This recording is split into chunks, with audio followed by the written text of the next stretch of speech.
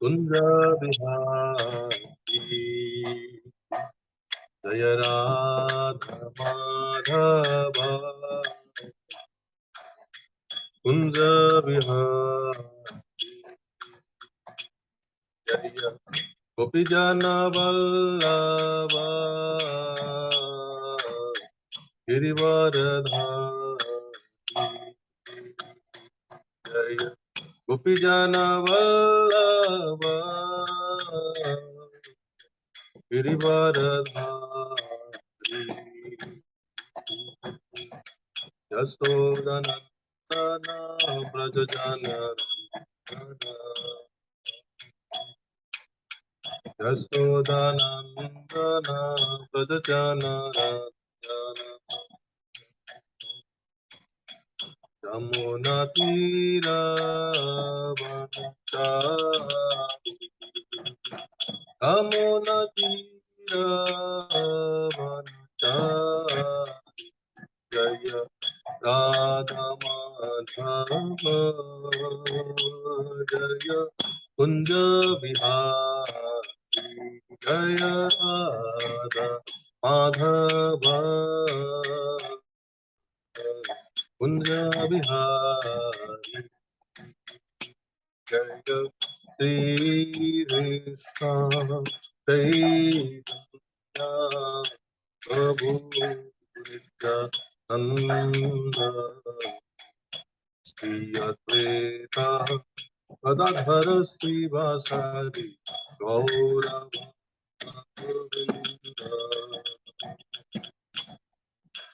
हरे कृष्णा कृष्णा कृष्णा हरे हरे हरे रामा राम राम हरे हरे हरे कृष्णा कृष्णा कृष्णा हरे हरे हरे रामा राम हरे हरे हरे कृष्णा कृष्णा कृष्णा हरे हरे हरे राम राम राम हरे हरे हरे कृष्णा कृष्णा कृष्णा हरे हरे हरे राम राम राम हरे हरे हरे कृष्णा कृष्णा कृष्णा हरे हरे हरे राम राम राम हरे हरे हरे कृष्णा कृष्णा कृष्णा हरे हरे हरे राम राम हरे हरे हरे कृष्णा कृष्णा कृष्णा हरे हरे हरे राम हरे हरे हरे कृष्णा कृष्णा कृष्णा हरे हरे हरे राम राम हरे हरे ताई गौरंग ताई गौरंग भज हरि गौरा गौरा गौरा हरि गौरा गौरा गौरा हरि जय सच्चिदानंद गौरा हरि जय कृष्ण बलराम कृष्ण बलराम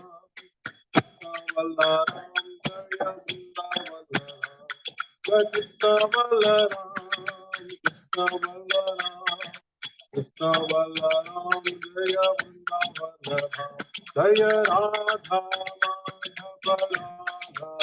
माधव राधे जय राधा श्याम सुंदर राधा श्याम सुंदर राधे जय वृंदावनेश्वरी राधे राधे जय वृंदावनेश्वरी राधे राधे जय पंचतत्पा जय पंचतत्पा जय पंचतत्पा जय पंचतत्पा जय जय प्रभुपाद प्रभुपाद प्रभुपाद जय प्रभुपाद जय जय गुरुदेव गुरुदेव गुरुदेव जय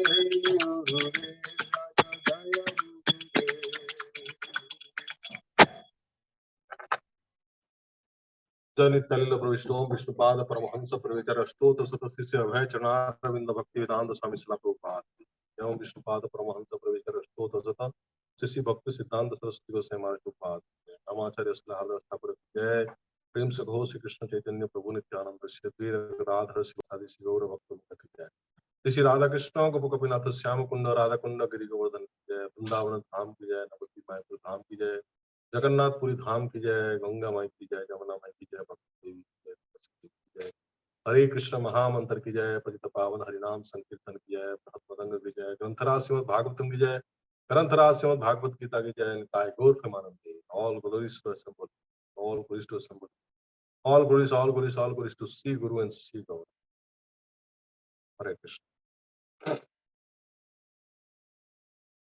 बहुत बहुत धन्यवाद देना चाहूंगा हमारे वरिष्ठ वैष्णव हैं दीनानाथ प्रभु जी मदनलाल दास प्रभु जी और अच्युत प्रभु जी सबको मेरा सादर प्रणाम और जितने भी यहाँ पे हमारे हैं सबके चरणों में मेरा प्रणाम है तो बहुत बहुत धन्यवाद आज मुझे ये एक अवसर दिया है कि मैं कुछ भगवान के बारे में चर्चा कर सकूं आज के श्रीमद् भागवतम क्लास में। तो आज का हम लोग का श्लोका नंबर है 20 अध्याय 7 और स्कंद है 3 तो 3.7.20 आज का श्लोका है। तो आज मैं प्रयास करूंगा कि 20, 21, 22 और 23 ये 4 श्लोक को हम इस आज के जो क्लास में हम लोग प्रयास करेंगे इसको पढ़ने। ठीक है, हरे कृष्ण। तो हम लोग पहले 20वें नंबर से शुरू करते हैं। चक्रम चक्रम च दीक्षा बभिहतं दशसु स्वतेजो मन्वन्तरेषु मनुवंशधरो विभर्ति दृष्टेषु राजसु दमं व्यवतात् स्वकृति सत्ये तु पृष्ठा उशन्ति प्रथयन् चरित्रे। हरे कृष्ण। कोई पढ़ना चाहेगा? वो पढ़ेंगे।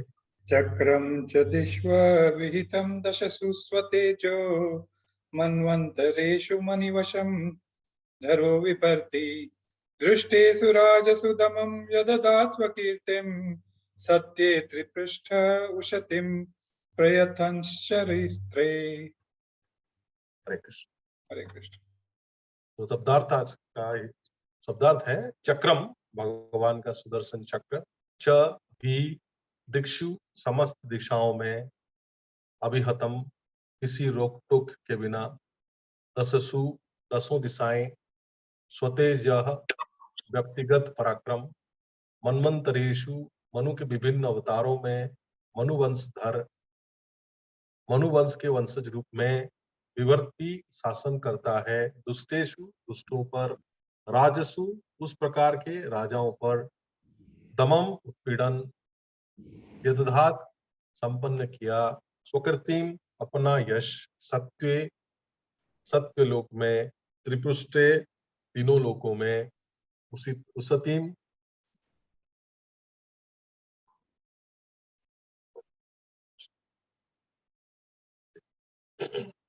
उशतीम महिमामय तथयन स्थापित चरित्रे गुणों द्वारा। भगवान ने मनु अवतार लिया और वे मनु वंश के वंशज बन गए। उन्होंने अपने शक्तिशाली सुदर्शन चक्र से दुष्ट राजाओं का दमन करके उन पर शासन किया। समस्त परिस्थितियों में अबाध रहते हुए उनका शासन तीनों लोकों तथा ब्रह्मांड के सर्वोच्च सत्यलोक तथा तक फैला था और उनकी महिमामयी कीर्ति से मंडित। तो तात्पर्य भाई शिला प्रभुपाद, जय शिला प्रभुपाद। प्रथम स्कंद में मनु के अवतारों की व्याख्या की जा चुकी है। ब्रह्मा के एक दिन में एक एक करके 14 मनु बदलते हैं। इस प्रकार से ब्रह्मा के एक मास में 420 मनु और एक वर्ष में 5040 मनु होते हैं।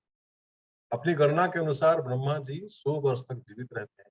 अतः एक ब्रह्मा की जीवन अवधि में 5,04,000 मनु होते हैं। ऐसे ब्रह्मा असंख्य हैं और वे महाविष्णु के एक विश्वास की अवधि तक जीवित रहते हैं।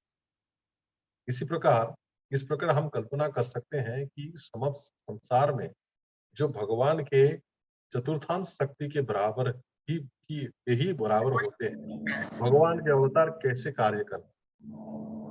मनवंतर अवतार चक्रधारी पूर्ण पुरुषोत्तम भगवान के ही संपन्न समान शक्ति से विभिन्न लोकों के दुष्ट शासकों को दंडित करता है। मनवंतर अवतार भगवान के दिव्य महिमाओं का प्रसार करते हैं। हरे कृष्ण। अज्ञान तिमिरान्धस्य ज्ञानांजन शलाकया चक्षुरुन्मीलितं येन तस्मै श्री गुरुवे नमः। नमो विष्णुपादाय कृष्णपृष्ठाय भूतले श्रीमते जयपताका स्वामिनिति नामते नमाचार्य भगाय गौरपादाय नगरकामताय। नमो विष्णुपादाय कृष्णपृष्ठाय भूतले श्रीमते भक्तिवेदांत स्वामिनिति नामते नमस्ते सरस्वती देवे गौरवाणी प्रचारिणे निर्विशेष शून्यवादी पश्चात देशतारिणे। शिला प्रभुपाद की जय, शिला गुरुदेव की जय, अनंत कोटि वैष्णव वृंद की जय। आई गौर प्रमाण।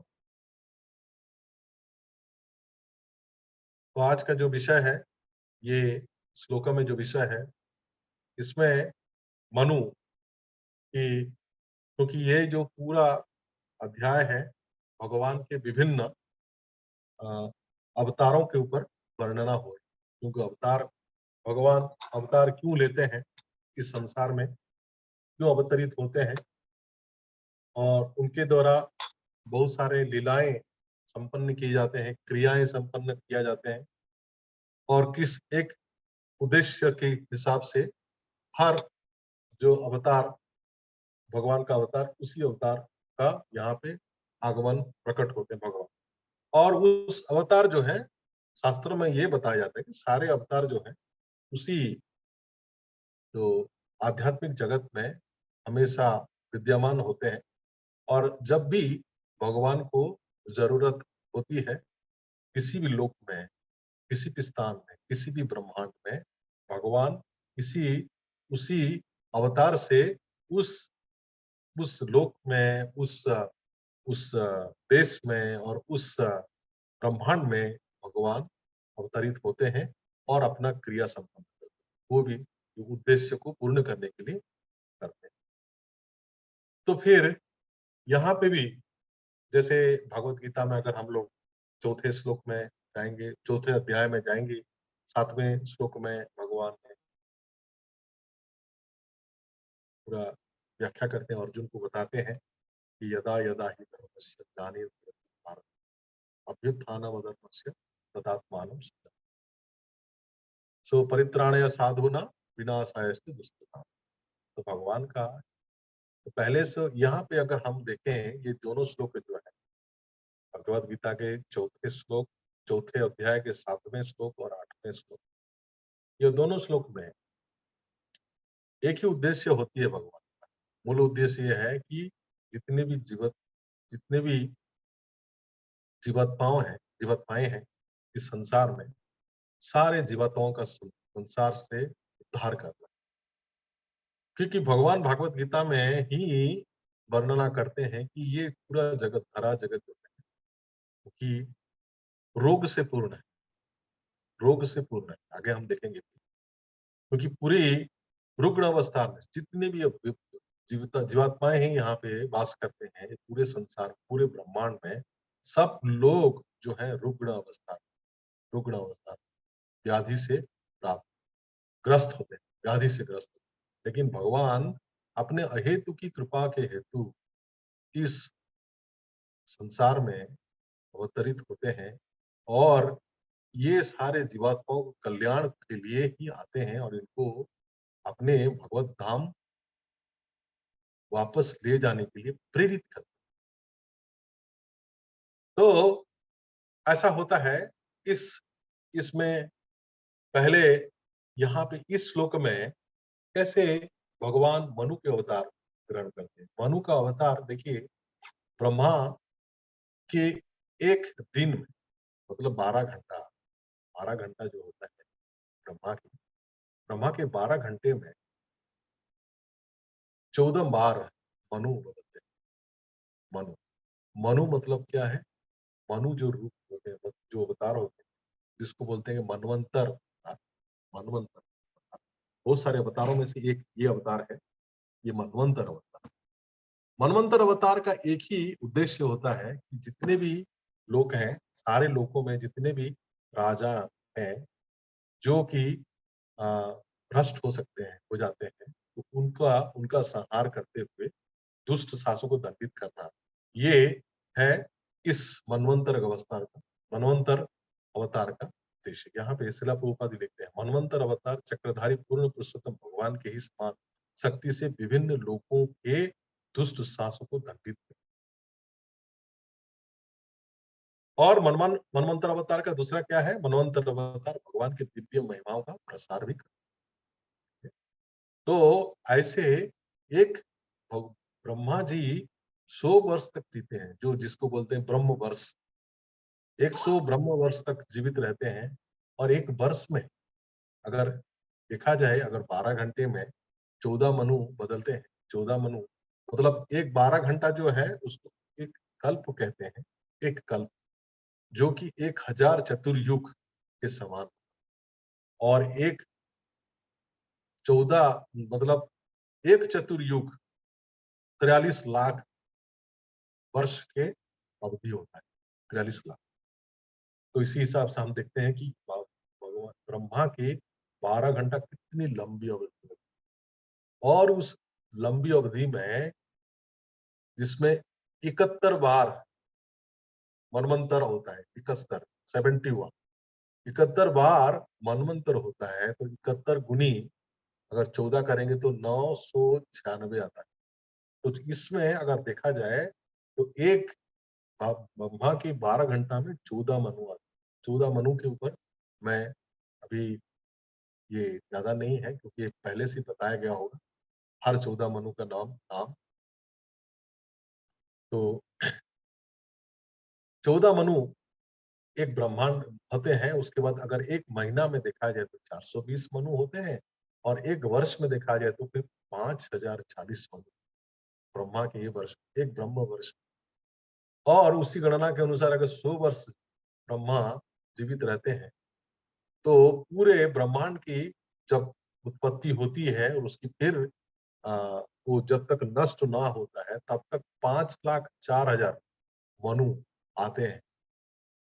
और देखिए भगवान कितने कृपालु हैं कि ये मनवंतर अवतार 5,04,000 मनवंतर अवतार पूरे ब्रह्मांड की अवधि में भगवान हमको प्रदान करते हैं।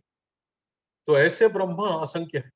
अगर देखा जाए तो ऐसे ब्रह्मा जो है असंख्य होते हैं, क्योंकि एक ब्रह्मांड नहीं है, कोटि कोटि असंख्य कोटि कोटि ब्रह्मांड है। हर ब्रह्मांड में एक ब्रह्मा। अगर ऐसा देखा जाए तो फिर असंख्य ब्रह्मा। और और सारे जितने भी ब्रह्मांड भगवान की एक उच्छ्वास से निकलते हैं। अपने शरीर के हर कण से, हैं, जो चर्म के एक एक कण होता है वहां से भगवान अपने उच्छ्वास से क्या करते हैं, तो जन्म देते हैं इतने सारे असंख्य ब्रह्मांडों। एक ब्रह्मांड में एक ब्रह्मा होते हैं तो असंख्य ब्रह्मांड होते हैं। तो जो कि जिनकी अवधि कब तक होती है? एक ब्रह्मा की जीवन काल भगवान के एक उच्छ्वास के समान है, एक उच्छ्वास के समान। तो उतने जब तक उच्छ्वास हुआ, इतने तक के बस एक ब्रह्मा जीवित होता है। तो हम समझ सकते हैं कि ब्रह्मा भगवान कितने शक्तिशाली। और हम सोचते हैं, और ये ब्रह्मा ये पूरे ब्रह्मांड का रचना करते हैं उसी समय, एक उच्छ्वास में भगवान के एक उच्छ्वास में ब्रह्मा यहाँ जन्म लेते हैं और मृत्यु हो जाती है उनको। उस तक ब्रह्मा पूरे विश्व ब्रह्मांड का रचना करते हैं। सो शिला प्रभुपाद कहते हैं, इस प्रकार हम कल्पना कर सकते हैं कि समस्त संसारों में जो भगवान के चतुर्थांश शक्ति के बराबर होते हैं, भगवान के अवतार कैसे कार्य करते हैं। तो भगवान पूरे पूरे उनकी रचना, जितने भी सृष्टि की रचना है, ये कहा जाता है कि एक एक चतुर्थांश ही जो ये भौतिक जगत का रचना करते हैं। ठीक है, 3/4 जो है आध्यात्मिक जगत है और 1/4 जो है इस भौतिक जगत। और इस भौतिक जगत में एक जो कि एक चतुर्थांश शक्ति के बराबर है, भगवान के चतुर्थांश शक्ति के बराबर है, उसमें सारे अवतार भगवान के कार्य करते हैं। तो ऐसे में देखा जाए तो भगवान भगवद गीता में भी कहते हैं, मनुरिक्षा क्षभे अप्रपीत अप्रपीत। तो भगवान कहते हैं अर्जुन को कि ये जो परम ज्ञान, जो भगवद गीता का ज्ञान जो है, वो अभी तुमको इस कुरुक्षेत्र में नहीं, तो पहले बहुत साल पहले मनु विवस्वान को दे चुके हैं। ठीक है, तो फिर ऐसे करते करते मनु के द्वारा और इक्ष्वाकु के द्वारा फिर इस परम ज्ञान जो है भगवान पूरे जन समाज में फैलाते हैं। फिर जब धीरे धीरे ये भगवान भगवान का ये जो दिया हुआ जो परम ज्ञान जो है, धीरे धीरे अगर वो दूषित हो जाता है, उसके बाद भगवान फिर बार बार उसको फिर आके उसको फिर प्रणीत करते हैं जन जन साधन के साथ कल्याण हेतु। हरे कृष्ण। तो ये था जो श्लोक नंबर जो 20। ठीक है, अगर इसमें कोई प्रश्न है तो आप पूछ सकते हैं, जिसको हम लोग चर्चा करेंगे, या फिर हम थोड़ा आगे भी बढ़ेंगे। हरे कृष्ण। कोई प्रश्न है तो फिर उसके ऊपर हम लोग चर्चा कर सकते हैं, फिर हम लोग करेंगे। हरे कृष्ण। हरे कृष्णा गुरु जी। सॉरी, हरे कृष्णा, सॉरी प्रभु जी। ठीक है प्रभु जी, जरा एक बार ब्रीफली दोबारा बता दीजिए प्रभु जी, जो आपने एक गणित बताई है ना। अच्छा, ठीक है प्रभु, मैं बता देता हूँ गणित में कैसा होता है। तो जो ब्रह्मा, मैं पहले से बता दूं, जब ब्रह्मा की जन्म कैसे होती है। ब्रह्मा का जन्म जो है एक ब्रह्मांड में एक ब्रह्मांड में एक ब्रह्मा की जन्म होती है। तो एक ब्रह्मांड भगवान के एक उच्छ्वास से ही पैदा होता है। तो एक उच्छ्वास जो है, एक उच्छ्वास जो है, जितनी अवधि है उतनी अवधि है उस ब्रह्मांड की। क्योंकि ब्रह्मा भगवान उसको उत्पन्न करते हैं और फिर उसको नष्ट भी करते हैं। उस ये जो आयु होती है ब्रह्मा जी की 100 ब्रह्म वर्ष होता है। 100 ब्रह्म वर्ष की आयु होती है। ठीक है, तो अगर 100 ब्रह्म वर्ष की जो आयु होती है उसमें से अगर देखा जाए तो एक ब्रह्म वर्ष बहुत बहुत बहुत बहुत लंबी अवधि। ठीक है, एक ब्रह्म वर्ष में कितना होते हैं? 365, ठीक है, दिन होते हैं, ब्रह्म दिन होते हैं। तो एक ब्रह्म दिन में अगर देखा जाए तो अगर 12 घंटा, ब्रह्मा की 12 घंटा दिन होती है, 12 घंटा रात होती है। तो जब 12 घंटा का जो दिन होता है, उस 12 घंटा दिन में उसकी अवधि जो है 1000 चतुर्युग के अवधि। तो एक चतुर्युग जो है अगर देखा जाए तो जो पृथ्वी वर्ष की 43 लाख होते हैं। क्योंकि चतुर्युग चतुर्युग में 4 युग सम्मिलित होते हैं। क्या है? सत्ययुग और त्रेता युग और द्वापर, उसके बाद कलयुग। तो 4 युग मिला के फिर 43 लाख होता है। 43 लाख अगर वर्ष होते हैं उसकी गुणी अगर 1000 करेंगे, जितनी अवधि होती है, मतलब 43 करोड़ कुछ होते हैं पर वर्ष, उतनी अवधि की ब्रह्मा की 12 घंटा, ठीक है। और इस अवधि में भगवान खुद मनु के रूप में, मनु के रूप में इस ब्रह्मांड में जन्म लेते हैं। कितनी बार? ये भगवान के 14 घंटे में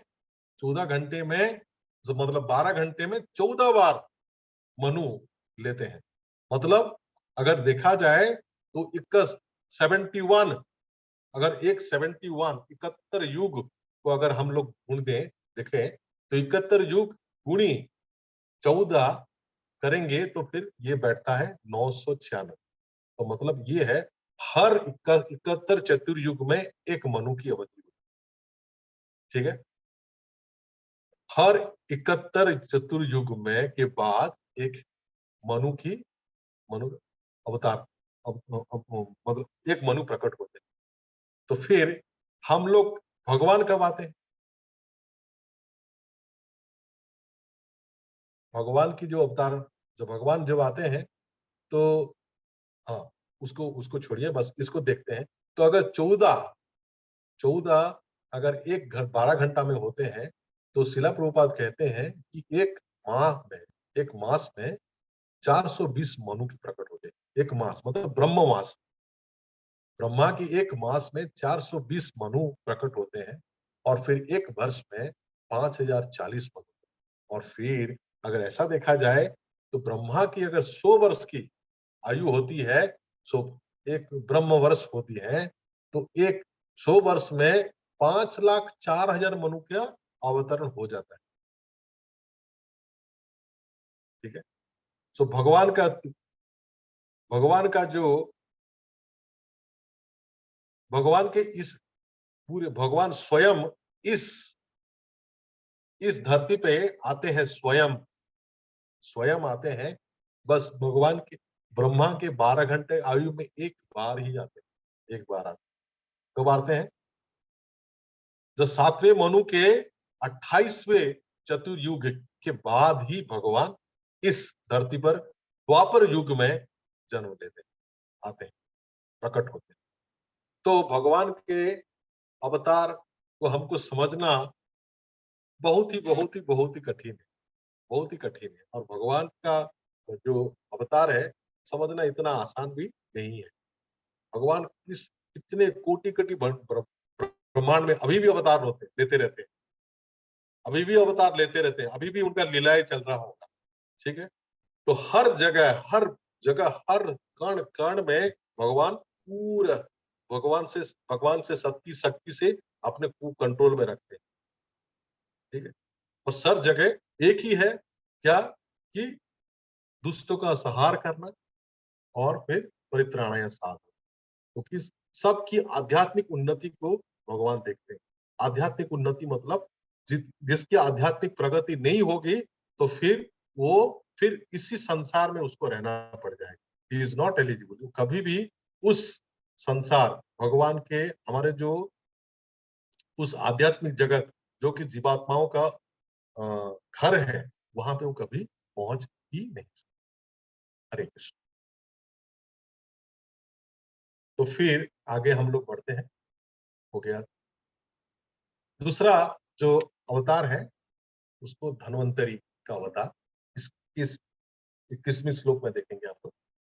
धन्वंतरिश्च भगवान स्वयमेव कीर्ति नाम्ना नुडां पूरुरुजां रुजा सुहन्ति यज्ञे च भागममृतायुर्भवरुधं रुन्धं रुन्ध आयुषवेदानुसात्यवतीय लोके अवतीर्य लोके।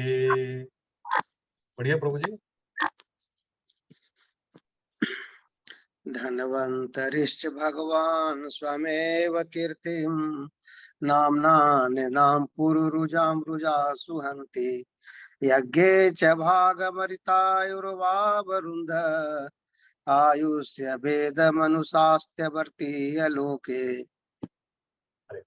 धन्वंतरी शब्दार्थ देखेंगे। अब धन्वंतरी नामक अवतार च तथा भगवान श्री भगवान स्वयमेव स्वतः कीर्ति साक्षात कीर्ति नामना नाम से नृणाम पूर्व रुजाम रुग्ण जीवात्माओं के रुजह रोग आशु तुरंत हंति अच्छा अच्छा करता है यज्ञ यज्ञ यज्ञ में च भी आगम भाग हिस्सा अमृता अमृत आयु उम्र अब से अवरुंधे प्राप्त करता है आयुष्य जीवन काल का वेदम ज्ञान अनुशास्ति निर्देश करता है अवतीर्य अवतार लेकर लोके ब्रह्मांड में अपने धन्वंतरी अवतार में भगवान अपने साक्षात यश के द्वारा निरंतर रुग्ण रहने वाले जीवात्माओं के रोगों का तुरंत उपचार कर देते हैं और उनके कारण ही सभी देवता दीर्घायु प्राप्त करते हैं। इस प्रकार भगवान सदा के लिए महिमा मंडित हो जाते हैं। उन्होंने यज्ञों में से भी एक अंश निकाल लिया और उन्होंने ही विश्व में औषधि विज्ञान आयुर्वेद का प्रवर्तन किया। तो भगवान के द्वारा अभी देखेंगे तात्पर्य शिला प्रभुपाद। जय शिला प्रभुपाद। जैसा कि श्रीमद् भागवतम के प्रारंभ में कहा जा चुका है, प्रत्येक वस्तु श्री भगवान रूपी परम स्रोत से ही उद्भूत है। अतः इस श्लोक से ही ध्वनित होता है कि श्री भगवान ने अपने धन्वंतरी अवतार में आयुर्वेद का भी प्रवर्तन किया और इस प्रकार ये ज्ञान वेदों में वर्णित है। वेद समस्त ज्ञान के स्रोत है। अतः जीवों के रोगों को पूर्ण रूप से ठीक करने की सारी जानकारी भी उनमें वर्णित है। देहधारी जीवात्माएं शरीर की रचना के कारण रुग्ण होती है। ये शरीर व्याधि का प्रतीक है। रोग तरह तरह के हो सकते हैं, किंतु वे शरीर में उसी तरह रहते हैं जैसे प्रत्येक के साथ जन्म तथा मृत्यु। अतः भगवत कृपा से न केवल शरीर तथा मन के रोग अच्छे होते हैं, वरन आत्मा को भी जीवित निरंतर आवागमन से मुक्ति मिल जाती है। भगवान का एक नाम भवशोधी भी है, जिसका अर्थ है भव रोगों से बचाव का स्रोत। हरे कृष्ण। तो ये श्लोक में भगवान के धन्वंतरी अवतार के बारे में यहाँ पे व्याख्या की गई है। इसमें ये दिया गया है कि भगवान प्रत्येक वस्तु के परम स्रोत है। इस ब्रह्मांड में जितने भी वस्तु हैं, तो पूरे ब्रह्मांड को या फिर ब्रह्मांड में मौजूद जितने भी वस्तु हैं, सारे के भगवान है परम स्रोत। तो ये भगवान अपने धन्वंतरी अवतार में आयुर्वेद का प्रवर्तन किया है और ये आयुर्वेद का ज्ञान जो है वेदों में दिया गया है। तो इस आयुर्वेद से जन कल्याण हो सकता है। कैसे जन कल्याण हो सकता है? क्योंकि जब तक इस कोई भी जीवात्मा शरीर धारण करता है, उस शरीर में वो रोग मुक्त नहीं होता, हमेशा रोग युक्त रहता है। इसका मतलब ये हुआ कि शरीर जो है रोग युक्त है, रोग से पीड़ित है। अगर देखा जाए तो वो स्थूल रूप से भी पीड़ित होता है और सूक्ष्म रूप से भी पीड़ित होता है। तो रोग दो प्रकार के हो सकते हैं, स्थूल रूप से रोग हो सकता है या फिर सूक्ष्म रूप से भी रोग हो सकता है। दोनों प्रकार के रोगों का जो व्याधि है, इससे निर्जात कैसे मिलेगा? भगवान के अहेतु की कृपा के द्वारा। अगर हम देखा जाए तो भगवत जो हमारे स्थूल रूप से जो व्याधि है, उस व्याधि का उपचार के लिए धन्वंतरी रूप से भगवान अवतार लेके इस आयुर्वेद का प्रवर्तन करते हैं, जिसके ज्ञान से इस कोई भी जीवात्मा इस जो स्थूल रूप का जो भी स्थूल व्याधि है, उससे उसको निर्जात मिल सकता है। किंतु अगर देखा जाए तो जो सूक्ष्म रूप से जो व्याधि है, जिस व्याधि के कारण ये पूरे जीवात्माएं, जितने भी जीवात्माएं, सब लोग इस संसार में बंद है, इस भव सागर में डूबे हुए हैं। तो इस भव सागर से अगर पार निकलना है तो भगवान का हेत की कृपा बहुत अनिवार्य है। उसके बिना कोई भी जीवात्मा इस भव सागर से उस परम लोक की तरफ नहीं जा सकता, नहीं जा सकता, नहीं जा सकता। इसीलिए भगवान कितने कितने कृपालु हैं कि शरीर को प्रदान करते हैं और इस शरीर में जो भी रोग व्याधि है उसको उसको उसका उसका उपचार के लिए औषधि विज्ञान आयुर्वेद का भी प्रवर्तन करते हैं। तो इसीलिए भागवत गीता में भगवान भगवान कहते हैं कि यह पूरा संसार जो है दुखालयम अशाश्वत, दुखों से भरा हुआ है, जो व्याधि से भरा हुआ है। क्योंकि कोई भी व्यक्ति जन्म मृत्यु जरा व्याधि से कभी भी मुक्त नहीं हो सकता है। जब तक वो पूरा भगवान को अपने आप को समर्पण नहीं करता है, तब तक वो जीवात्मा जन्म मृत्यु जरा व्याधि ये चक्र में रहेगा ही रहेगा। तो व्याधि से कैसे मिलेगा? अगर हम लोग देखेंगे, अगर व्याधि जो होती है, इस व्याधि से जीवात्माओं को कष्ट होता है। अगर कष्ट होने से उसको साधना में उसको कृष्ण भावनामृत आगे बढ़ने में जो उसमें उसको बाधाएं होती, तो अगर वो सुस्त रहेगा तो फिर वो आगे कृष्णा भावनामृत में अपने आप को नियोजित कर सकता है और उसमें प्रगति कर सकता है। तो इसलिए ये शरीर जो है भगवान ने दिया है, ये व्याधि से है, लेकिन इस व्याधि को हम लोग व्याधि को उपचार करते हुए, इस शरीर को सुस्त रखते हुए हमको उस दिशा में भगवान को प्राप्त करने की दिशा में हमको अपने आप को नियोजित करनी चाहिए। हरे कृष्ण। तो इसीलिए यहाँ पे शिला प्रभुपाद ने लिखते हैं कि अतः भगवत कृपा से न केवल शरीर तथा मन के रोग अच्छे होते हैं, वरन आत्मा को भी निरंतर आवागमन से मुक्ति मिल जाती है। भगवान का एक नाम भवस्वदी भी है, जिसका अर्थ है भव रोगों से बचाव। इसलिए भगवान आते हैं, कहते हैं कि इस भव रोग से कैसे हमको निजात दिलाते हैं। उसके लिए भगवान किसको छोड़े हैं? हमारे लिए, हमारे कृपा के लिए किसको रखे हैं? गुरु महाराज को रखे हैं। गुरु महाराज ही जो है हमको उन भगवान के साथ हमको साक्षात्कार करवा सकते। इसीलिए गुरु, हमारे जीवन में गुरु की आवश्यकता है और बिना गुरु से हम कभी भी भगवान को प्राप्त नहीं कर सकते, क्योंकि इस व्याधि से हमको वही गुरु ही हमको निजात दिला सकते हैं। हरे कृष्ण। अगर इसमें कोई प्रश्न है तो उसके ऊपर हम लोग थोड़ा चर्चा कर सकते हैं, नहीं तो फिर आगे बढ़े। हरे कृष्णा। इसमें कोई प्रश्न है तो हम लोग आगे बढ़ सकते हैं। हरे कृष्ण। हरे कृष्ण। ठीक है, ओके। हरे कृष्ण। फिर आगे हम लोग बढ़ते हैं, शायद इसमें कोई प्रश्न नहीं है। तो फिर है, अभी हम लोग 22वें श्लोक में जाएंगे। 22वें श्लोक में मैं पढ़ता हूँ अभी। क्षत्रम क्षयाय विधिनोपभूतम महात्मा ब्रह्म दृगजित पथम नरकार्तिलिप्सु उद्भन्त्यसो अवनति कंटकम् उग्र वीर्यस्ति सप्त कृत्वा उद्धार परश्च देना। हरे कृष्ण। कोई पढ़ेंगे?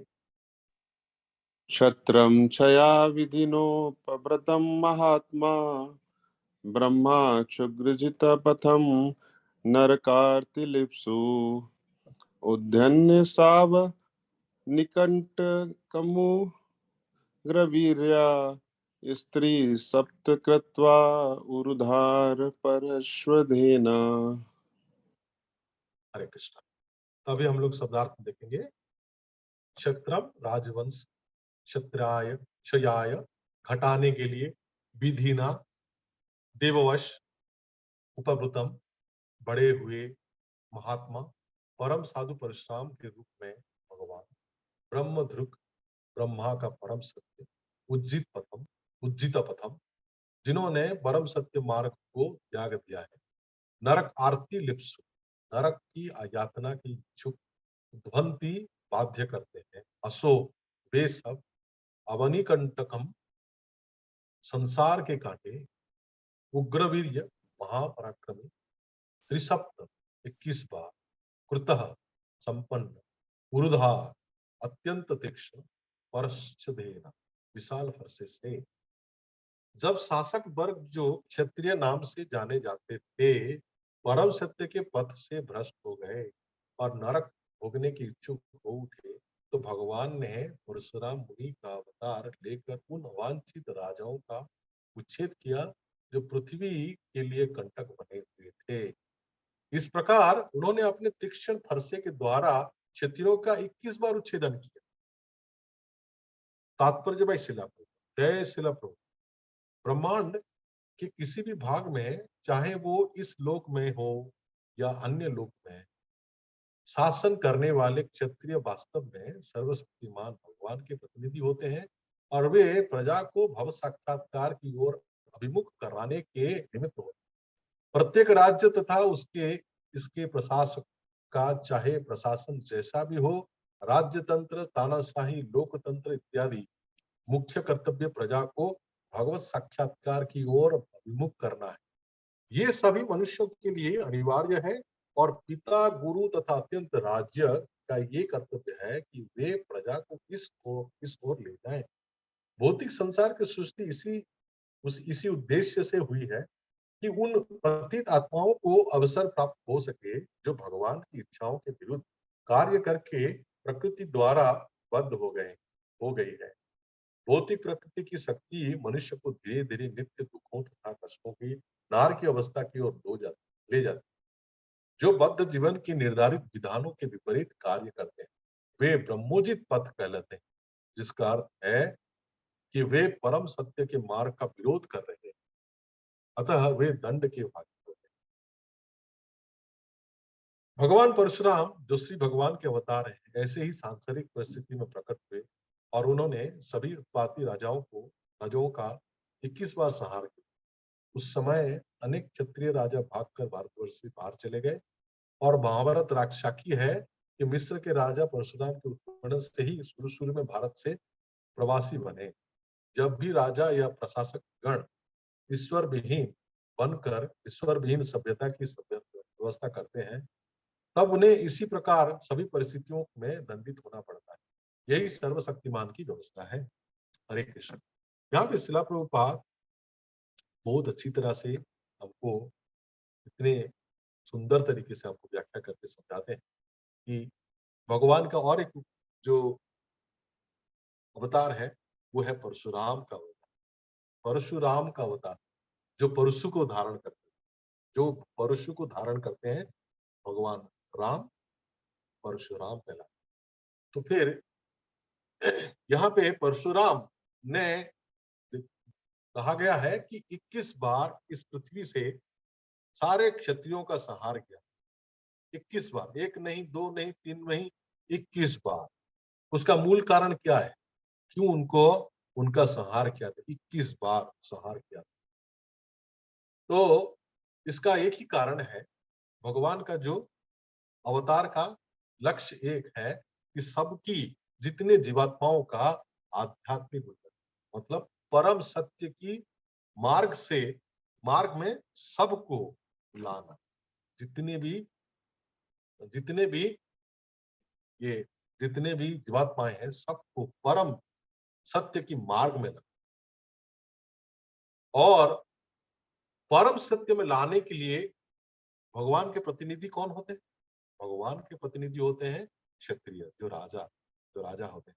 जैसे एक घर में घर की जो स्वामी होते हैं, जो स्वामी होते हैं, उनका कार्य ये है कि अपनी स्त्री, अपने बच्चों, सबको भगवत भक्ति में लगाना, ताकि अगर कोई मुखिया, जो घर के जो मुख्य होते हैं, वो ही अगर ऐसे कार्य में अपने आप को नियोजित करते हैं जिसमें भगवत जाने का कोई भी मार्ग, भगवत जाने का मार्ग जो है बंद हो जाता है, तब उसको उत्तरदायी माना जाता है, क्योंकि बाकी जितने भी हैं उनके उसके स्त्री और उसके जितने भी बच्चे हैं, सबका मार्ग जो है बंद।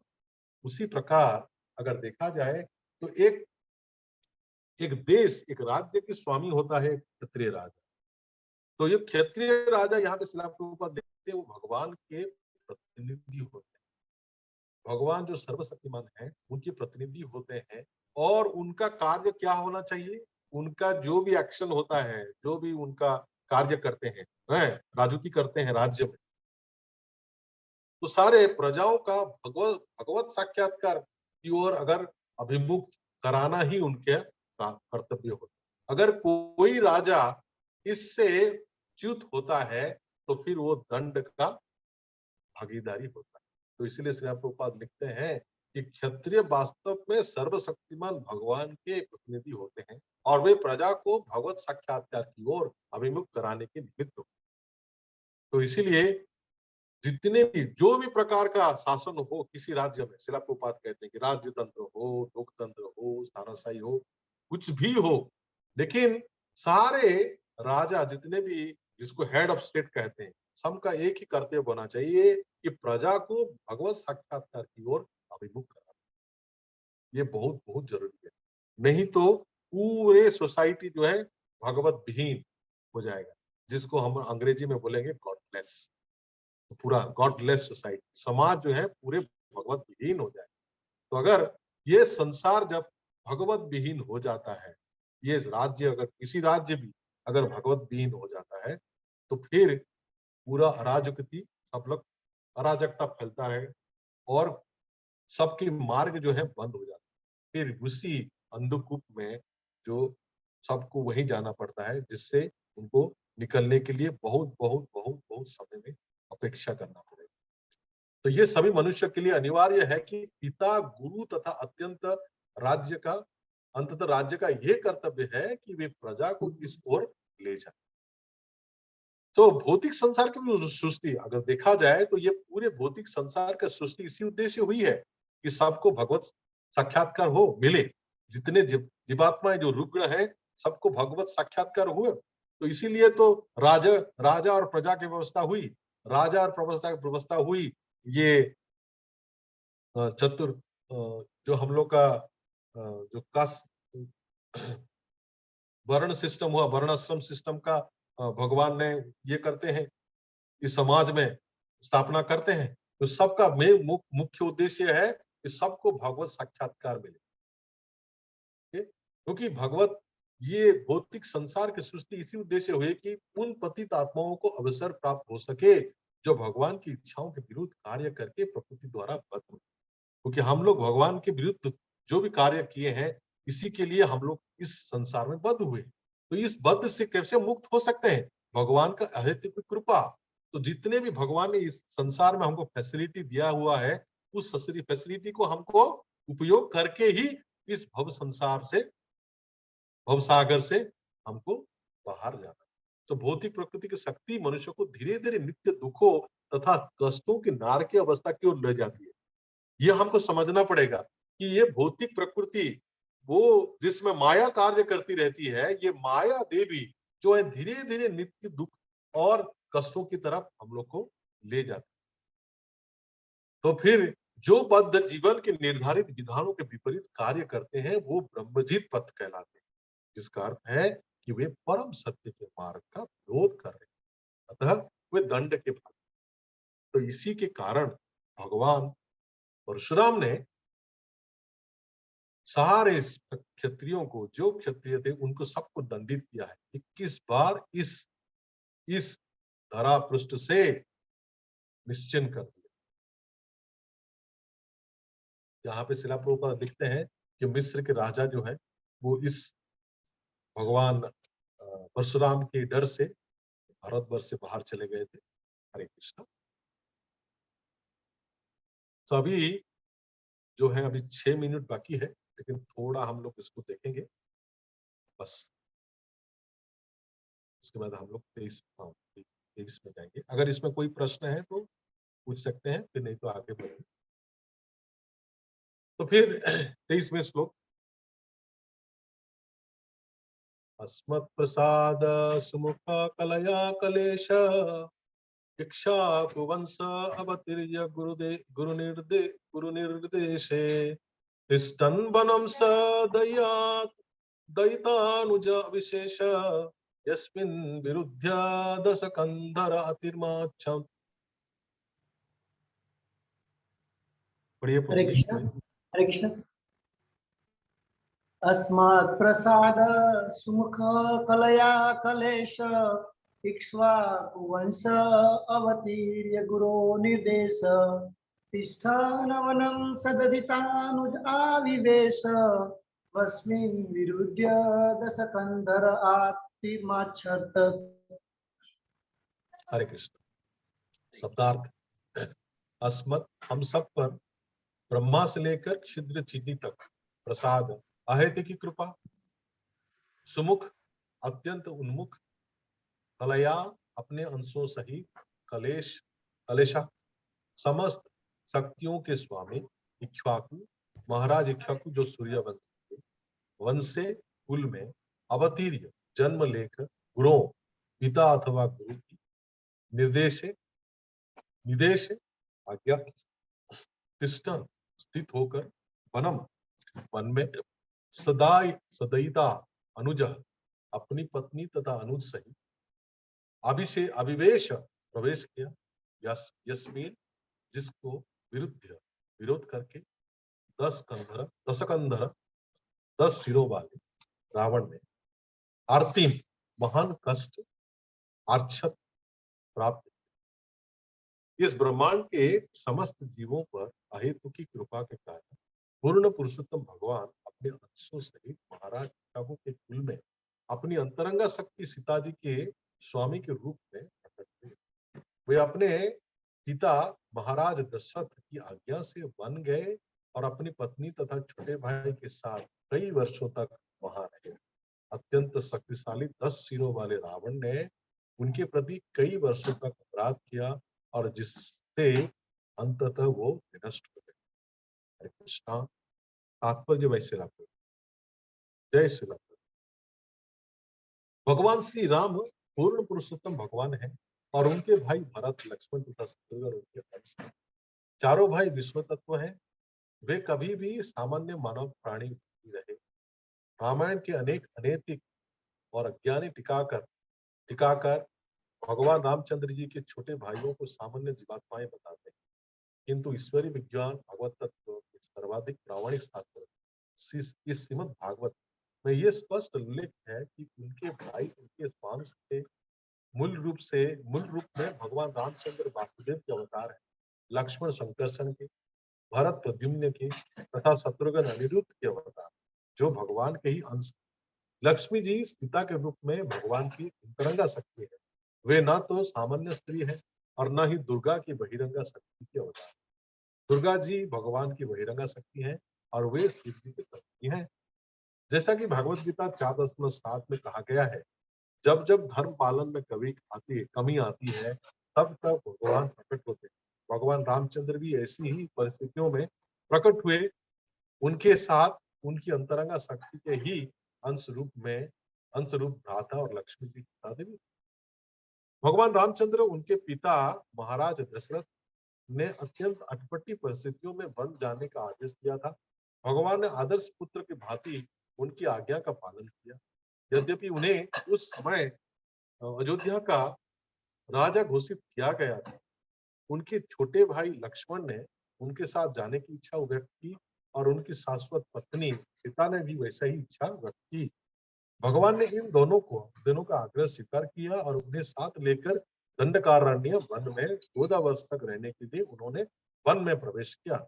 वन में रहते हुए राम तथा रावण में संघर्ष हुआ और रावण ने राम की पत्नी सीता जी का अपहरण कर लिया। इस संघर्ष का अंत महान शक्तिशाली रावण उसके राज्य तथा परिवार समेत विनाश के साथ हुआ। सीता जी ऐश्वर्य की देवी लक्ष्मी है, किंतु वे किसी अन्य जीव के द्वारा भोग्या नहीं। वे समस्त जीवों द्वारा अपने पति रामचंद्र के साथ पूज लिया।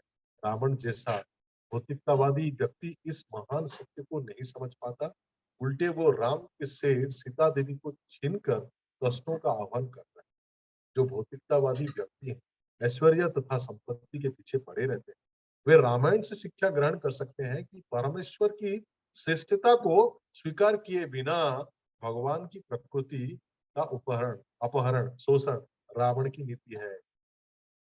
रावण अत्यंत समृद्ध था, यहाँ तक कि उसने अपनी राजधानी लंका को शुद्ध सोने से बनवाया था, क्योंकि उसे भगवान रामचंद्र की श्रेष्ठता मान्य न थी और उसने उनकी पत्नी सीता का अपहरण किया था। फलतः वो मारा गया और उसके साथ उसका ऐश्वर्य तथा पराक्रम नष्ट हो। भगवान रामचंद्र क्षयपूर्ण ऐश्वर्यों से युक्त अवतार है, इसीलिए उन्हें इस लोक में कलेशा अर्थात समस्त ऐश्वर्यों का स्वामी कहा। हरे कृष्ण। तो शिला प्रभुपाद ने ये इस राम अवतार को बहुत सुंदर तरीके से व्याख्या किया है हमारे लिए। तो इसमें हम देखते हैं भगवान की कितनी अहेतु की कृपा होती है। भगवान पूर्ण पुरुषोत्तम और भगवान अपने अंशों के सहित ही कभी भी अवतारित होते हैं तो अपने अंशों के सहित अवतार होते हैं, अवतार लेते हैं। जैसे पंचतत्व है, पंचतत्व है हमारे गौरांग महाराज, गौरांग प्रभु, गौरांग महाप्रभु ने अपने अनुयायियों के साथ ही इस धरती पे अवतार लिया था। वैसे ही भगवान राम अपने अंतरंगा शक्ति सीता जी और अपने अंशों के साथ इस पृथ्वी पर प्रकट हुए और कौन सी वंश में? रघुवंश। रघुवंश में जिसके राजा थे महाराज के कुल के, तो उस कुल के राजा दशरथ उन्हीं के पुत्र बन के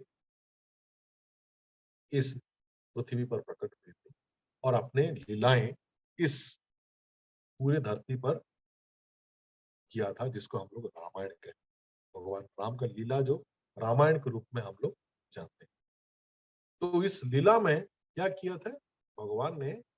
रावण जो दुष्ट रावण था, वो पत्नी भगवान की पत्नी जो सीता, उनको अपहरण करके अपने ही विनाश को आमंत्रित किया। तो यहाँ पे शिला प्रभुपाद कहते हैं कि भगवान के जो भाई थे भरत लक्ष्मण शत्रुघ्न, ये कोई सामान्य मानव प्राणी नहीं, वो सारे जो हैं भगवान के ही अंश। यहाँ पे शिला प्रभुपाद लिखते हैं कि भगवान स्वयं भगवान वासुदेव के अवतार, रामचंद्र जो है वासुदेव के अवतार, और लक्ष्मण जो है दर्शन के, भरत प्रद्युम्न के, शत्रुघ्न जो है अनिरुद्ध के अवतार। ठीक है। और जो सीता जी हो लक्ष्मी जी के रूप, लक्ष्मी जी जो है सीता के रूप में भगवान की अंतर्गत शक्ति के रूप में प्रकट हुई। और इसीलिए सीता जी कोई सामान्य स्त्री नहीं होगी और न ही वो बहिरंगा शक्ति जैसे दुर्गा बहिरंगा शक्ति का होता है। हाँ, सीता माता जो है भगवान की अंतरंगा शक्ति से प्रकट, और दुर्गा जी जो भगवान की बहिरंगा शक्ति है वे शिव जी की संगनी होती। तो इसीलिए यहाँ पे भगवान ने विचित्र परिस्थिति में यहाँ पे अपने आप को प्रकट करते हैं श्री रामचंद्र के हिसाब के रूप में। तो जैसा कि भागवत गीता में यहाँ पे 4.7 पहले से भी बता चुका हूँ, तो जब जब धर्म का पालन में कमी आती है तब तक भगवान प्रकट होते हैं। और भगवान रामचंद्र भी ऐसी ही परिस्थितियों में प्रकट हुए। उनके साथ उनकी अंतरा शक्ति की अंश रूप में भ्राता और लक्ष्मी जी सीता देवी। यहाँ पे शिला प्रभुपाद हमको ये देते हैं कि हमको रामायण से क्या सीख लेनी चाहिए, क्या सीख मिलनी चाहिए। क्योंकि यहाँ पे भगवान ने एक आदर्श पुत्र, एक आदर्श भ्राता, एक आदर्श स्वामी, एक आदर्श राजा के रूप में अपने आप अपना दायित्व संपन्न किया और जो कि पूरे समाज के लिए एक उदाहरण है। तो भगवान ने अपने आप से, क्योंकि हम लोग भगवान ने यहाँ पे श्री रामचंद्र के रूप में अवतार में वो खुद करके दिखाया था कि हम ऐसे आदर्श बन सकते हैं, हम ऐसे आदर्श बन सकते हैं, ताकि जन साधारण जो है भगवान को अनुसरण कर सके कि ऐसे है भगवान, जैसे आदर्श पुत्र बने, आदर्श भ्राता बने, आदर्श स्वामी बने, आदर्श राजा बने, ऐसे सबके लिए भगवान ने अपने एक एग्जाम्पल सेट किया। हरे कृष्ण। सो भगवान ने इसी तरह लीला करते हुए जब रावण ने उनकी पत्नी सीता माता को अपहरण कर लेता है, तब रावण के साथ श्री रामचंद्र का युद्ध होता है और अंत में वो पूरे परिवार के साथ विनष्ट होता है, इसका रावण। ठीक है, यहाँ पे शिला प्रभुपाद लिखते हैं कि सीता जी जो है ऐश्वर्य की देवी, भगवान की संपत्ति, और वो कोई भी किसी भी अन्य जीव के द्वारा किया नहीं। ठीक है, वो अपने पति रामचंद्र के साथ पूजनीय है हमारे, क्योंकि वो हमारे इस माता समान है। तो रावण जैसा भौतिकतावादी व्यक्ति इस महान सत्य को नहीं समझ पाता, उल्टे वो राम से सीता देवी को छीनकर कष्टों का आह्वान करता है। तो इसी प्रकार यहाँ पे शिला प्रभुपाद एग्जाम्पल देते हैं कि रावण से क्या सीखना है। जो भौतिकतावादी व्यक्ति ऐश्वर्य तथा संपत्ति के पीछे पड़े रहते हैं, वो रावण के समान, क्योंकि रावण कैसे करता है, रावण भगवान की परमेश्वर का श्रेष्ठता को स्वीकार किए बिना भगवान की प्रकृति का अपहरण कर।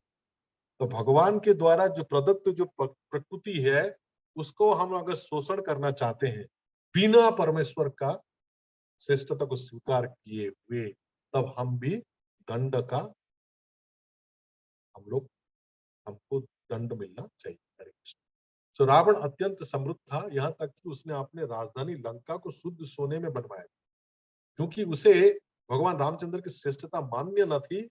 उसने उनकी पत्नी सीता का अपहरण किया था, फलतः वो मारा, उसके साथ उसका ऐश्वर्य तथा पराक्रम भी नष्ट हो जाता। इसीलिए हमको हमेशा पूर्ण भगवान पुरुषोत्तम को अगर सादर प्रणाम करना चाहिए, क्योंकि ये पूरा प्रकृति जो है भगवान के अधीन है। मया दक्षिण प्रकृति श्रूयते सचराचरम। तो अगर हमको प्रकृति से कुछ भी लेना है तो फिर हमको भगवान से प्रार्थना करनी चाहिए।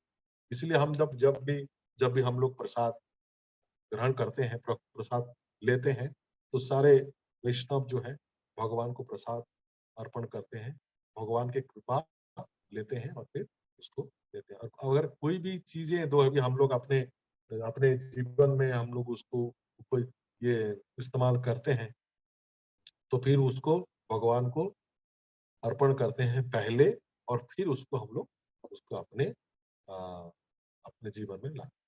हरे कृष्णा हरे कृष्णा कृष्णा कृष्णा हरे हरे, हरे राम राम राम हरे हरे।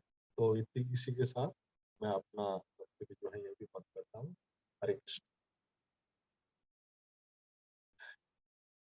हरे कृष्णा प्रभु जी, अगर इसमें कोई प्रश्न है तो फिर हम लोग डिस्कस कर सकते हैं, या फिर नहीं तो फिर हम आगे बढ़ेंगे।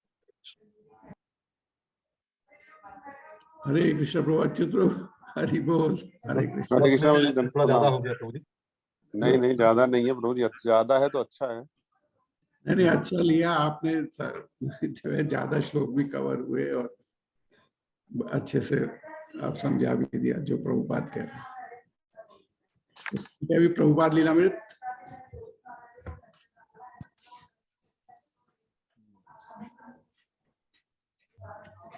प्रभु जी, वही एक परपोर्ट में आया ना कि जैसे विदेशों में सब राजा लोग भाग गए थे, तो ऐसा ही बताया गया कि यूरोप वगैरह में जो सब उद्यमी लोग हैं वो सब वहीं से इंडिया से ही जो है भागे हुए हैं, ऐसा चर्चा सुनी थी। लिखते हैं, मैंने सुना था, ये देखिए यहाँ पर रिपोर्ट में आ गया।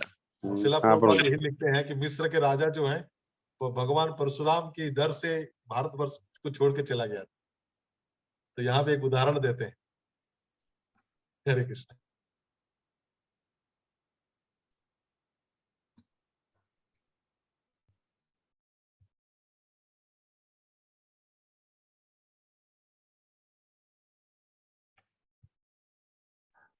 पढ़िए प्रभु। हरे कृष्ण प्रभु, दंडवत प्रणाम प्रभु। हरे कृष्ण, धन्यवाद। हरे कृष्ण प्रभु। श्रील प्रभुपाद की जय। प्रभुपाद लीलामृत की जय। सतस्वरूप दास प्रभु जी मुझे आज्ञा महाराज दीजिए की प्रभु जी। जय। यस प्रभु। कीर्तन में जाना है प्रभु जी, निकल रहा हूँ। अच्छा। हरे कृष्ण, आज्ञा दीजिए प्रभु। हरे कृष्ण प्रभु। हरे कृष्ण। तो हम थैंक यू प्रभु जी। राजा राजन प्रभु की जय। ओके, श्रील चलिए प्रभुपाद प्रभु की जी। जय। हरे कृष्ण। हरे कृष्णा अध्याय 13 पर हम अभी अध्ययन कर रहे हैं। इसका शीर्षक है बटलर पेंसिल्वेनिया प्रथम परीक्षण की भूमि। तो पिछले सप्ताह हमने जहां रोका था वहां से आगे लेते हैं। तारीख बताई है 20 सितंबर। नगर के पार्क में एक स्फटिक पत्थर की चट्टान पर एक पट्टिका लगी थी, बटलर पेंसिल्वेनिया जीप का घर। बटलर जहां अमेरिका सेना के लिए 1940 ईस्वी में जीप का आविष्कार हुआ था, 20,000 की आबादी वाले एक औद्योगिक नगर के रूप में प्रसिद्ध था। वहां तेल, कोयला, गैस और चूने के पत्थर वाले क्षेत्र के मध्य पहाड़ियों में बसा था। प्लेट, शीशे, रेल लाइंस पर चलने वाली गाड़ियां, रेफ्रिजरेटर, तेल के उपकरण और रबर के सामान बनाने वाले कारखाने वहां के मुख्य धंधे थे। उनके स्थानिक श्रमिकों में से 90% अमेरिकन थे। परंपरा से वे ईसाई धर्मानुयायी थे, अधिकतर प्रोटेस्टेंट और कुछ कैथोलिक। बाद के वर्षों में कुछ यहूदी पूजा घर भी बन गए थे, किंतु उस समय वहां हिंदू धर्मानुयायी बिल्कुल नहीं थे। गोपाल अग्रवाल पहले भारतीय थे जो बटलर में आकर बसे थे। जब वॉक्सवैगन कस्बे में पहुंची, उस समय शोर पूर्व की हवा उष्ण और नम थी। बटलर ईगल समाचार पत्र का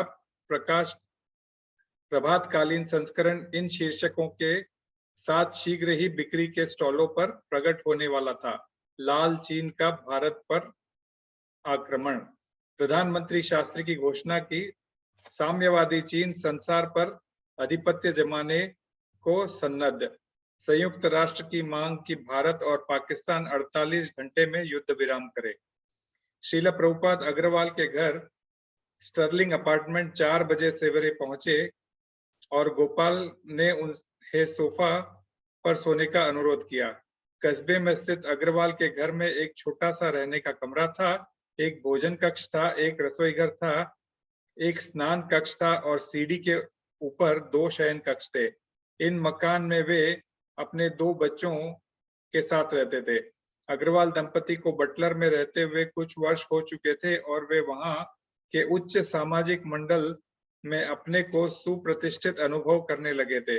क्योंकि उनके घर में स्थान का संकोच था, इसलिए उन्होंने निश्चय किया कि अच्छा होगा कि स्वामी जी के लिए YMCA का एक कमरा ले लिया जाए जहां वे दिन के समय उनसे मिलने आया करे। वास्तव में कठिनाई स्थान के कारण नहीं, प्रत्युत स्वयं स्वामी जी के कारण थी। बटलर के परिवेश में स्वामी जी का मेल कैसे बैठेगा? वे अग्रवाल दंपति के अतिथि थे, इसलिए अपने मित्रों और पड़ोसियों से उनके बारे में उन्हें पूरी तरह बताना होगा। श्रील प्रभुपाद अपने दर्शकों के लिए तत्काल एक उत्सुकता का विषय बन गए। उद्विग्न होकर श्रीमती अग्रवाल ने निश्चय किया कि बजाय इसके वे लोग उनके घर में निवास कर रहे गेरुआधारी विचित्र अतिथि के विषय में तरह तरह की अटकलबाजी करे, इससे अच्छा होगा समाचार पत्रों के माध्यम से उनके विषय में बता दिया जाए। श्रीमती अग्रवाल ने अपनी योजना के बारे में प्रभुपाद को बताया। वे हंसने लगे। वे समझ गए कि वे यहाँ के परिवेश से मेल नहीं खाते। प्रभुपाद को साथ लेकर शैली शीघ्रता पूर्वक पिट्सबर्ग में एक समाचार पत्र के कार्यालय में गई, किंतु प्रभुपाद से साक्षात्कार करने वाले व्यक्ति की समझ में यह बात नहीं आई कि वह व्यक्ति एक रोचक कथा का विषय किस प्रकार हो सकता है। तब सैली उन्हें स्थानीय बटलर ईगल के कार्यालय में ले गई, जहां उनकी उपस्थिति को सचमुच समाचार के योग्य माना गया। 22 सितंबर की बात, बटलर ईगल का एक विशेष लेख प्रकाशित हुआ। हिंदू धर्म के एक भक्त द्वारा प्रवाहपूर्ण अंग्रेजी में पश्चिम में आने के अपने उद्देश्य का वर्णन। अग्रवाल दंपत्ति के घर पर एक फोटोग्राफर आया था, जिसने श्रील प्रभुपाद का रहने के कमरे में खड़े हुए और श्रीमद् भागवतम की खुली पुस्तक हाथ में लिए एक चित्र खींचा था। चित्र का शीर्षक था भक्ति योग का राजदूत। लेख इस प्रकार आरंभ हुआ। हल्के भूरे रंग के एक व्यक्ति को धूमिल केसरिया रंग का वस्त्र और सफेद नहाने के जूते पहने था।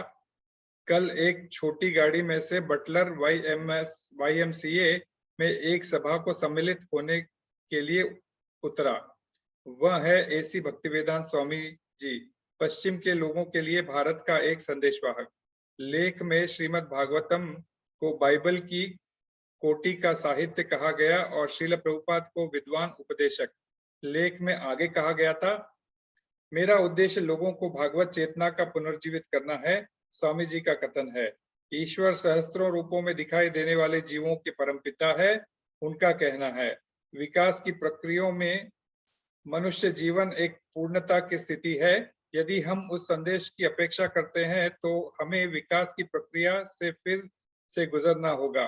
उनका विश्वास है, भक्ति वेदांत एक साधु की तरह रहते हैं और किसी स्त्री को अपना भोजन नहीं छूने देते। 6 सप्ताह की समुद्री यात्रा में उन्होंने अपना भोजन स्वयं बनाया और बटलर में अग्रवाल के घर में भी एक पीतल के बर्तन में अलग अलग खानों में वे एक साथ चावल, सब्जियां और रोटी स्वयं पकाते हैं। वे शुद्ध शाकाहारी है और केवल दूध पीते हैं, जिसे वे बच्चों और वृद्धों का चमत्कारी भोजन कहते हैं। वे कहते हैं कि यदि अमेरिका के लोग अपने आध्यात्मिक जीवन पर अधिक ध्यान दे तो वे बहुत अधिक सुखी हो सकते हैं।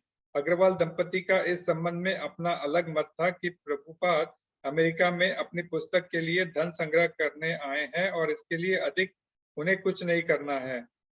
उन्हें विश्वास था कि प्रभुपाद को किसी ऐसे व्यक्ति को पाने की आशा थी जो उनके श्रीमद् भागवतम के प्रकाशन में सहायक हो सके और उन्हें अनुयायियों की कामना नहीं थी। अग्रवाल दंपति को आशा थी कि प्रभुपाद अपनी और लोगों के ध्यान आकृष्ट करने वाला कोई कार्य नहीं करेंगे। उनकी समझ में प्रभुपाद की ही आंतरिक इच्छा यही थी। उन्होंने कोई हलचल नहीं पैदा की। सैली अग्रवाल कहती है, वे किसी प्रकार की भीड़ इकट्ठा करना नहीं चाहते, वे केवल अपनी पुस्तकों के प्रकाशन के लिए धन चाहते हैं।